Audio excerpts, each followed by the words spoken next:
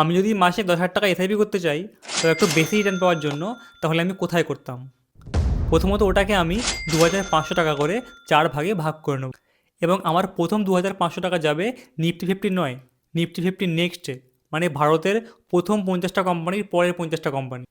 এবং গত 10 বছরে ইয়ারলি এটা 16%-এর থেকেও বেশি রিটার্ন দিয়েছে, যেখানে নিফটি ফিফটি মাত্র 13% দিতে পেরেছে। আর দ্বিতীয় 2,500 টাকা রাখবো Nifty mid cap 150 momentum 50 index ফান্ডে, যেটা 2005 সাল থেকে মিড ক্যাপ 150 ইন্ডেক্স ফান্ডকে বিট করে আসছে। এবং আমার তৃতীয় 2,500 টাকা আমি দুখানা স্মল ক্যাপ ফান্ডে সমানভাবে ভাগ করে দেবো, অবশ্যই যেগুলোর মধ্যে বেশি ওভারল্যাপিং নেই, কারণ স্মল ক্যাপ মানেই ম্যাক্সিমাম রিস্ক, তাই এটাকে যত ডাইভার্সিফিকেশান করা যাবে তত লং টাইমে গিয়ে রিটার্ন বেশি পাওয়া সম্ভব। আর সবার লাস্টের 2,500 টাকা দিয়ে আমি গোল্ডের ইটিএফ কিনবো, যেটা একটু সেফ এবং যার ডিম্যান্ড সবসময় থাকে। আর এটার জন্য আমার পুরো পোর্টফোলিওটা একটু ব্যালেন্স থাকবে। এবং এই এসআইপি ইনভেস্টমেন্টের পিডিএফের জন্য কমেন্ট করো এসআইপি, আমি আপনাকে ডিএমে পাঠিয়ে দেবো।